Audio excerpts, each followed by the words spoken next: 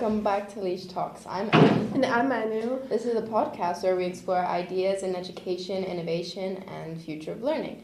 Today's episode is called Beyond Accreditation, Building a School That Learns. We are very happy to welcome a special guest from NEASC as a part of our ACE Learning Principles journey. At LIS, we believe schools should not only teach learning, they should model learning themselves. So today is not really a conversation about inspection or evaluation. It's a conversation about learning, growth, and the future of education. So thank you so much for being with us today. Could you introduce yourself for our viewers? Oh, absolutely. Well, thanks first of all to give me that opportunity to be here in this very multicultural environment as we've just established here as well. My name is Andreas Koini. I'm the NEASC representative here in your school. I'm one of the visitors here. But in real life, I'm actually head of school in Antwerp in Belgium. I've been there for 12 years. I'm originally from Austria. I'm trained as a mathematics and sports teacher for high school, but I've been now head of school I'm in my 17th year, I think, something like that. My role with NEASC is that I've done a lot of these visits, these ACE accreditation visits as we call them, and I sit in Boston. NEASC is based in Boston. It stands for New England Association for Schools and Colleges. Maybe I don't want to go too deep in. Maybe you have that question, and also stop me if it's one of your questions, but. It's an agency that has actually started off, the history goes back, it comes out of Harvard. Harvard, it started, I think, if I'm not completely wrong, that it started accrediting the universities. So it was both for universities and for schools in the beginning. And it accredited universities like Harvard. Now those are two separate sections of NEASC, so they're not joined anymore. But NEASC itself has two arms in the US, that is public schools, I think it's called, and independent schools. There are thousands of schools actually that they accredit, and we are the international commission, and I can't remember, I think we just have about 500 schools worldwide that we go and accredit. Yeah? And I'm chairing the commission. I'm on top of just going visits. I'm the chair of the commission, and I'm sitting on the NEASC board as well. Oh, wow. So you do a lot. It's not that doing a lot, it's actually so rewarding because we don't get paid for that or something like that. For me, it's the best professional development I can do because I get the opportunity to speak to people like you, to see schools. And very often I see things that I say, wow, that would be great if we could do that in our school as well. Sometimes I see things as well, I think, oh, I'd rather not do that in our school. But having the opportunity to visit other schools and actually to then be, through my commission work, I'm being involved with a lot of very clever people, I have to say as well, much cleverer than I am. But that exposure to these people, to these intellectual capacity, and talking to them, sharing opinions, exchanging ideas and impression is such valuable input for me as a person to develop. I hope that gives you my introduction. That's a great introduction. I mean, clearly you travel a lot, right? And seeing different schools, right? So what keeps that curiosity for you alive? What motivates you, you know? I have to relativize it a little bit. I travel a lot. I travel a lot mainly because of NEASC. Yeah? So I do 2 of these school visits usually a year. And they can be anywhere. The most exotic that I've traveled was probably South Africa. I loved that, going down there, and a really nice school there. And another one that 2 years ago was Kyrgyzstan, which I would have never gone myself, I guess, because it's just not on the touristy kind of list or something. So I do enjoy that a lot, but it's only twice a year that I do this accreditation visits. I travel because I go to the commission meetings as well, and I travel in my job as a head of school. I travel to conferences, things like that. But I have to say as well, it's a little bit of a hypocritical approach because, you know, in our schools we preach all these sustainability things and trying to save the world, being ecologically kind of aware and reducing our carbon footprint. Yes. And at the same time, I travel around the world and actually am not doing what I'm preaching in a way. So I try to keep it at the minimum. My travel compared to other people is probably lower or less. Bit of that. Do you still get like curious or like inspired like walking into classrooms? Absolutely, yeah. It's interesting because I sometimes feel that I do less classroom visits in my own school than I'm doing here in the international circuit, because here I can dedicate all my time to classroom visits more or less throughout the visit. In your own school, you always have all the other things. You deal with all problem solvings and all these kind of things. And but I love it. I love to see it. I give you a nice example that is just from my point of view. Because if I have a tough day in my school, the best thing is go into early years. You go into early years and your day is bright again, because they just love you. They just cling to you. They don't question you. They don't criticize you. They just say, "Oh, Mr. Koini," and they love you. That's great already. Yeah. We often visit the little kids sometimes because they all just like run up to us and hug us with like little Spider-Man costumes. It's the cutest. They don't even know us and they just come up and hug us. Yeah. You have the same experience because they just look up to, oh God, those are the older kids and something like that. It's great. It's an automatic ego boost. You're the greatest person ever. It's like, thank you. But to say what inspires me going into class, I mean, it's these NEASC principles, and you probably have questions about that as well. I love to see kids actually being involved in their project work, being on top of their own learning, and not just sitting there and receiving the content and actually repeating the content or recreating the content. And that makes my day and inspires me, but it's difficult sometimes because we're also driven by meritocracy, as we call it, by grades, and we have to make sure we get to university, and you have all good grades, and the average of the school needs to be good and everything. But that's not really what learning is. That's the difference. But going into class, and so many teachers do such a good job as well, and so many kids are so enthusiastic, so that still inspires me. For families who don't fully understand what like accreditation is, how would you explain its purpose in simple terms? That's a good question, because most of us, including myself, we come off very national stateless systems, and accreditation is sometimes mixed up with school inspection. We are not inspectors. We don't come in and say you're doing that wrong, you have to, we close you or something. That's not the case. We look at, or let's say that the NEASC accreditation has two parts. Foundation standards, there we check all your health and safety things and everything like that. And if we would find something there that is not in order, we would tell you have to rectify that, because otherwise we cannot say this is really working well. But that's just the normal, we call it as well the compliance part. That's not the fun part of it. What we now do here is actually we come in and partner with the school. So your school has embarked on a very, very ambitious journey of introducing the very latest, the very most up-to-date learning principles, pedagogy that is out there. That really looks at, are the kids learning, or are they just recreating content? Or they're just learning for the assessment? Or are we assessing for learning, for example? And we come in and support the school in so-called 10 learning principles. NEASC has 10 learning principles. You might know them as ACE as well. ACE, maybe I should tell you the history about it, because it's not known anymore and it's not used anymore as well. But ACE comes from architecture, culture, and ecology. In architecture, the first 4 learning principles were all about the school architecture. The next 4, up until 8, were all about culture, and the last 2 were actually about ecology. And then we look at the schools, we see where they are in their journey that they have chosen. And we try to observe impact. Impact means what is really going on in the class. Is there still real learning going on? Are there changes in your behaviors? Are there changes in your knowledge, in your dispositions, in your understandings there? And we look at that and we try to find evidence for that in class.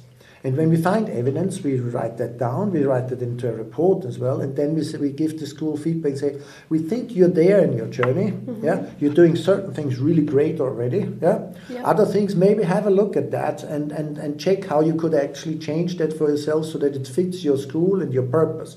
Every school has a different purpose. You have your mission, vision, values, and all these things.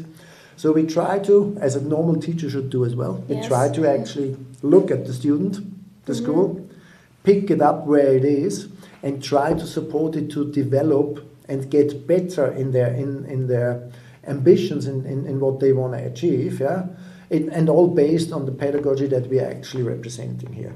I think the question I'm going to ask now has a lot to do with what you just said, but since you help schools with actually like doing what they're supposed to, or like trying to encourage a specific word like courage or curiosity and stuff like that, how can you tell if a school is actually doing that? So how can you tell the difference between a school that actually does that and a school that doesn't? Well, it's quite often, on paper, many schools are doing those things, yeah? Mm-hmm. And in real terms, every school struggles as well to fulfill that, yeah? Mm-hmm. There are not a lot of schools out there. We have a spectrum where we say it's not yet evident, it's actually working on it, or it's actually the next one is thinking about it, working on it, living it, and the very highest thing is what if those schools that already think beyond and actually go the next way. That's how we have that spectrum, and we actually check the evidence that is there. Yeah? Mm-hmm. We look at what's going on in class. For example, if you have autonomy in your learning, if you have voice and choice in your learning, if you can contribute to the assessments, yeah? Yes. If there's peer assessment in class, if you're not just getting a summative assessment at the end, you get a test back and you get that and that's it. No, you're constantly informed and inform yourselves about where you are in your learning journey. Yeah? And actually that reflect on it, and that creates new learning paths for you. And that's what we look at. So we go into the class and look at whether there is evidence in there. And that can have many different forms. From subject to subject, from age to age, it differs the whole thing. And that's what we are trying to collect. And out of that, we then think, oh, this school may be on the working on it, or living it, or on the thinking about it way.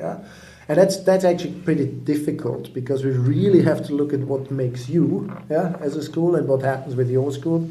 And we can just say, no, it must be this and this kind of procedure or something that's in place. Yeah? Mm-hmm. And I mean, there are certain pedagogies out there and all these kind of things, and they must live in it, not must, but they are used. There's so much different jargon out there that it's sometimes very difficult for us as well to put that back into our learning principles. Yeah? Does that answer the question? Yeah, that is. Okay, The ACE learning principles focus on learning itself. Yeah. So in your experience, what does meaningful learning actually look like in a school? I can tell you the learning principles themselves. So we start actually with learning purposes. That is, again, what are the goals that are set for you in terms of your understanding, in terms of your dispositions, and what I forget all the other things here. So what's in there? It has a lot to do with curriculum, has a lot to do with as knowledge, for example. What does it look like in there? Yeah? Learning dimensions is another thing. Evidence for learning is lots about assessment. How is assessment done? If you're just learning to the test, learning to the test, forgetting about it, that's not what we are searching for. We want you to be really aware of what you're learning, why you're learning it, how you're learning it as well, and we want you to have a say in that, so that you actually really make choices for yourselves, because we know in pedagogy that if you are fully involved, and even if your parents are involved in it, it's real learning, and it's not just repetition of content, because repetitive content you forget. Whereas I have to say, this podcast here, you will never forget in your life. This experience that you actually this year you're doing in here will give you skills for your entire life. And you don't even realize that you're learning. You don't even realize that you're assessed. Can you tell me what assesses your work here at the moment? Is that something that you're aware? What do you think? Camera presence. I'm sure you get feedback, don't you?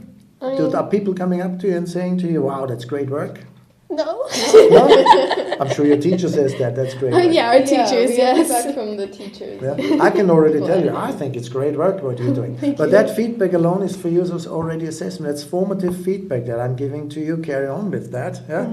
And that's that's what we are hoping for. Yeah. So learning how to say it, works intrinsically and is not actually extrinsically pushed on you. Because then you will never forget. Yeah. Yes. But there are other things as well. For example, learning perspectives. Are you allowed to take risks? Are you allowed to make mistakes? Yeah.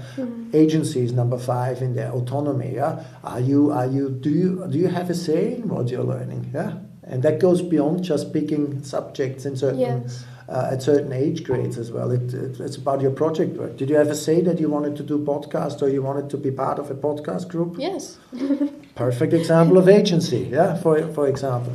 And then we go furthermore into cultural and ecology in the learning principles. We told schools need to be inclusive. They should actually, I always say they should be a reflection of society. In society, about 15% of society have some form of learning needs. Yeah, that can be ADHD, that can be dyslexia, all these things. Yeah, In the past, they were all pushed out to special schools or anything. We very much believe that they should be integrated into the school, because there is no reason why somebody like that should be segregated out and somewhere else. I have lots of examples of kids who, during my time in school, and that is a long time ago, would have been put into special schools, and they thrive. They are fantastic, and just because they have maybe dyslexia, which is I don't even consider as a learning need anymore, because it's just you have to deal with it, but fantastic kids.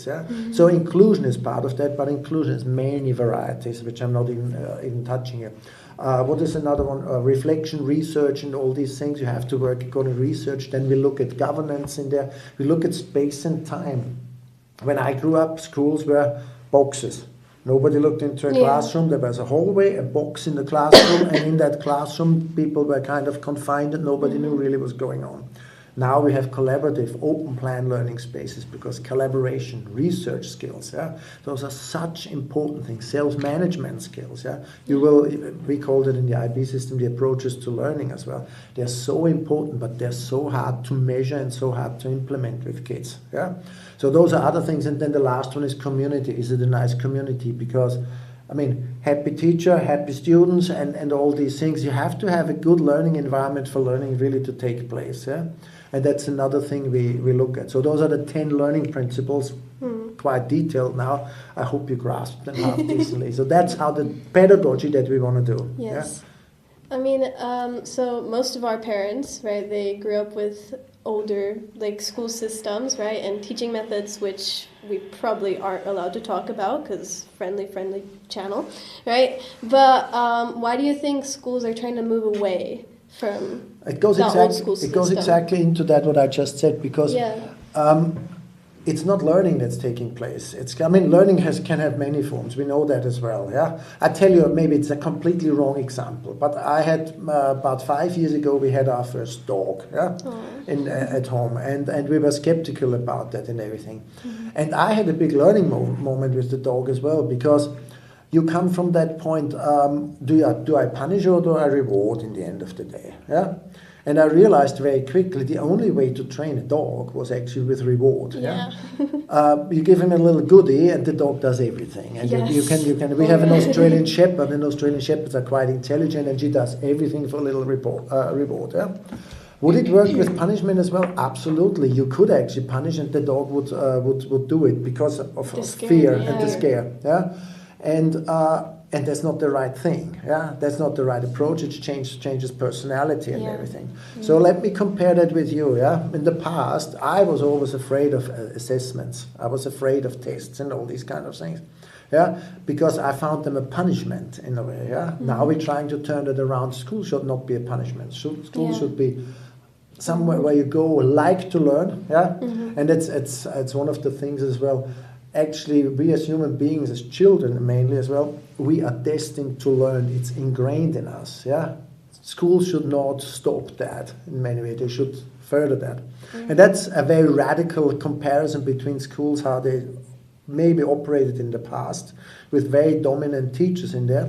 And I don't want to criticize it because that was what was considered the best pedagogy at that time. But we know now that it does not lead to real learning. And to real, how do I say that, enthusiasm and passion in you as students, so that you can pursue your future. What you are experiencing here is as well something, it does not give you just knowledge. It gives you personality, it gives you values, it gives you attitudes, It gives you conceptual understanding. You can actually connect things in the world that are happening already, and that's what learning should be about, because society is changing dramatically. AI does a lot of the things that I still had to learn by heart. AI is doing now for us. So it's such a quickly developing world that most of us, and I'm sure we can't keep up with it. But I strongly believe that the way we are approaching it with NEASC, with these principles, actually paved the way for that. I can't promise you that it's not going to change in the next 10, 20 years because it's going so quickly. But still, at the moment, I find it's the most progressive way of looking at it. I'm talking a lot, I'm sorry. No, it's okay. We love it. Yeah, it's better that way. It makes your life easier, doesn't it? Yeah, it does. What do you think is the biggest difference, the most noticeable difference from like classrooms 20 years ago to classrooms nowadays? Well, again, it goes into the same thing. You will see classrooms. If 20 years ago is probably not even right, because there were lots of progressive and good classrooms as well. And I still have to say, maybe I have to say that as well, I wouldn't criticize the past, because there were brilliant teachers as well in the past. Yeah. Most of them are brilliant.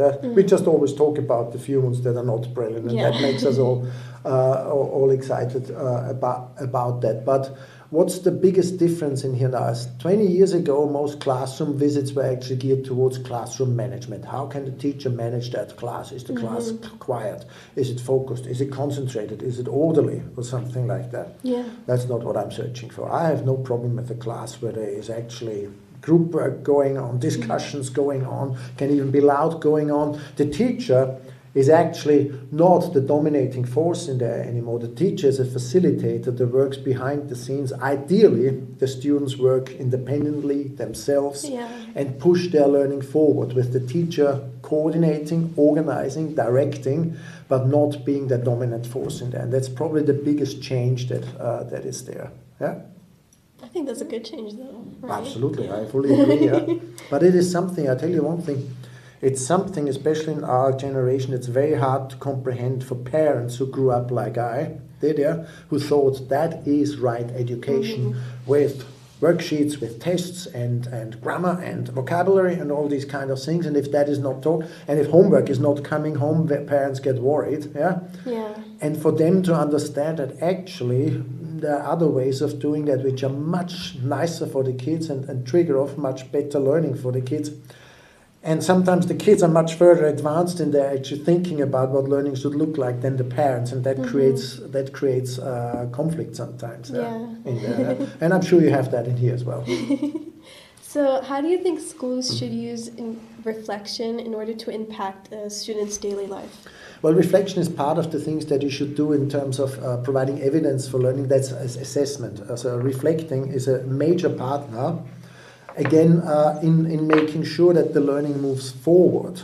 Yeah, so it should actually be integrated into your day-to-day practices already. Yeah, because it allows you to actually really determine for yourselves what can I do already and what do I need to do that is getting better. Yeah, yes. So it's not only it's actually quite in a few of our learning principles. Reflection is one of the evidences that we are searching for. So if we see in class that there are many ways of reflecting, by the way. Yes. Some of them have worksheets where there's at the end a little bit of a reflection thing in there. Others do it in group reflections, others do it with surveys, with forms and things like that. So there's no right or wrong on reflection, but reflection has become an integral part of the learning process itself. Yeah, and should be in there. Yeah, yes. And every school actually uses it. Some schools do a reflection at the end of every lesson. We don't judge whether that is right or wrong. It needs to be consciously, how do I say that, provide the right feedback, so to drive the learning forward.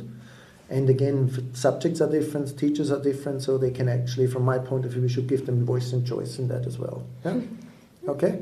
So from your short time at LIS so far, what's the most positive elements that have stood out to you? It's a lovely community, I think. Yeah, we've seen lots of nice people here. I found talking to the teachers and everything, really they seem to be ready to go the next step. Yeah, they seem to be ready to go maybe from the thinking about it to the working on it to the what if stage, and that is very often very nice to see, because I've understood now as well that the school has grown from a previous school into a new school, and quite a lot of the people stayed on here as well. Yeah, and I'm impressed how ready they are actually to embrace the ACE learning principles, and not, you would be surprised. I mean, human beings are change averse. Let's face it. Yeah.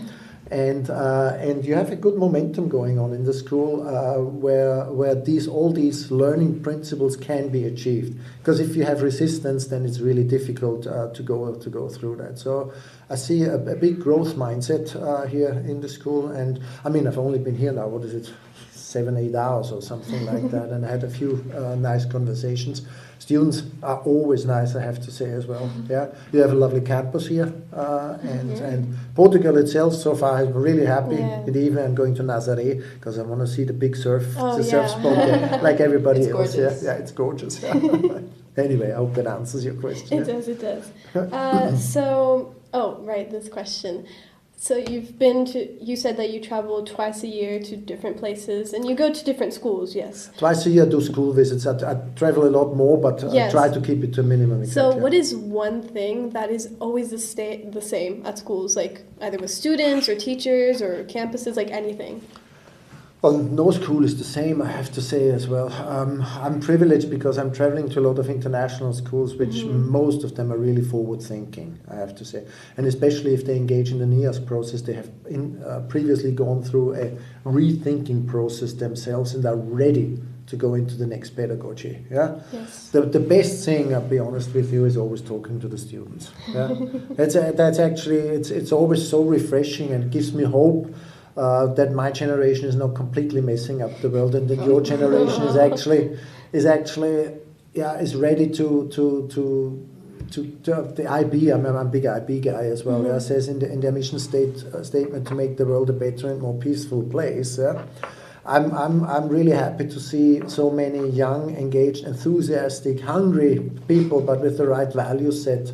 That actually, hopefully, the world will really be a better and more peaceful place. I mean, at the moment I have my doubts, but that's a different story. We should not go into any political discussion. Yes. Yeah. But your question is, what do I enjoy most is actually the contact with the students, and that impression doesn't matter whether I'm in Kyrgyzstan or in South Africa or here in Portugal. They're always so positive and so open-minded. That's lovely. Yeah. What should schools ultimately aspire for their learners to become by the time they graduate? That's the vision of the graduate. I think that's something you as a school has to define yourselves as well. Yeah, I don't want to say now what it has to be, but I tell you, and actually, to be honest, I mean, we have a so-called definition of learning. It's a shared understanding of how learning should be. Yeah, in our school already. Your school is working on that at the moment. That's part of the NEASC accreditation process. You can as well, it's not a necessity, but you can as well define the vision of the graduate. You could actually call it, how should a graduate be when they leave the school here? Yeah? And that goes for me very much into the IB learner profile, yeah, where they actually have the principled, open-minded, risk-taking, caring, and all these things. Yeah. But that's something I don't want to take away from your school, because you have to find your own things. Yeah. What I can tell you, what always happens with students that go through a school like that is they come out as extremely knowledgeable, so very well trained academically. Yeah, they have a very good set of values. Yeah, in terms of personality, so character building is always good. Yeah, is coming out. They are extremely prepared or ready to take their life into their own hands in terms of what do they want to achieve in the future, where do they want to go. They see, so they are coming out as very independent, very critical thinkers in many ways, yeah? But in the most positive way that actually fits with my values. Yeah. Yes. So, and again, this is my values. Yeah. And that really I find extraordinarily encouraging. My kids actually, my oldest is at university now, went through an IB similar school like you have here as well in terms of values, and NEASC school and everything, and is thriving at university now, and I couldn't be happier as a parent. Yeah? Also, I grew up through this very traditional thing. Yeah? Yes. And I think if any parent sees that here as well, that's the main thing, that parents understand that this development that your kids are going through here will actually really create students in 99% of the cases who are a valuable contribution to society, successful as well, extremely confident usually, extremely well versed in public appearance and all these things. So I can only say it as a father myself, yeah, that the product that is delivered here in a way is really nice. So you will be in that position yourselves. You already are probably. But anyway, yeah. Which grade are you again? In grade 8th. Goodness me, you look a lot older than grade 8. Yeah. So yeah. I think this question has a lot to do with what you just said, but are there any more human qualities you think that will matter or be most impactful for the next generation or our generation? Human qualities. Student qualities. Yeah, student qualities. Again, I think actually I give you the values that I have in my school, because I can only talk from my personal kind of experience, because at NEASC we're not dictating you what you should be in many ways. We have respect, we have caring community in our values of the school, we have sustainability in there, and we have commitment in there. So work hard, in a nutshell, work hard, yeah, but have a good values basement, be caring, be respectful to the environment, not only to people but to the environment. As well, and live a life that a fulfilled life, that takes care of other people as well, and not just of yourselves. Yes. So let go of your egoism, which is not that easy, by the way. No. And always evaluate with what you're doing in your life. Is that just for me, and can I justify it against others as well, or is it really at the expense of other people and other things in the world? But again, this is a very personal kind of approach that I'm saying. It has nothing to do with NEASC. Yes. But I find that NEASC is aligned with my kind of thing, because otherwise I wouldn't go for that as well. Okay, of course. Okay. Does that help you? Does that answer your question? Yes, that answered her question. So if you could leave families with a message about learning and education today, what would it be? Learning and education today, what would it be? I mean, the whole podcast is already a pledge for that, I guess. Yes, I said to that. I would say, trust the school as well, that they really have the best in mind for your students. Allow them as well to help you as parents educate your kids. Yes. Be open for their development. Allow the kids as well to be curious, to experience new things, even out of your own cultural background. When I look at your cultural background, it's very diverse as well. And one thing I can assure you, that this cultural background is influencing you, is giving you biases and all these things. And parents even more than you in many ways, and letting you develop into the person that you really want to become. Takes a lot of courage from parents, and that's probably an important message I can hand out there, And other than that, just love your kids, love your kids, trust your kids, Let them make their mistakes. Let the school every now and then rectify their mistakes without being too protective of your own children, and you will run into well-rounded young adults when they leave the school. Is that helping you? Yes, it is, yes. Yeah, do you want me anything else to say to your parents? That No. I think they're informed enough. Right, yeah. So thank you so much for this meaningful conversation. I think I learned a lot, or at least it was things that I already knew, but something, so I can understand it better. Understand that it's a bigger thing than it actually is. So thank you for that. You're very welcome. Thank you so much for being here. This is LIS Talks. Beyond Accreditation, building a school that learns. I'm Ellen. And I'm Manu. See you next time. Bye-bye.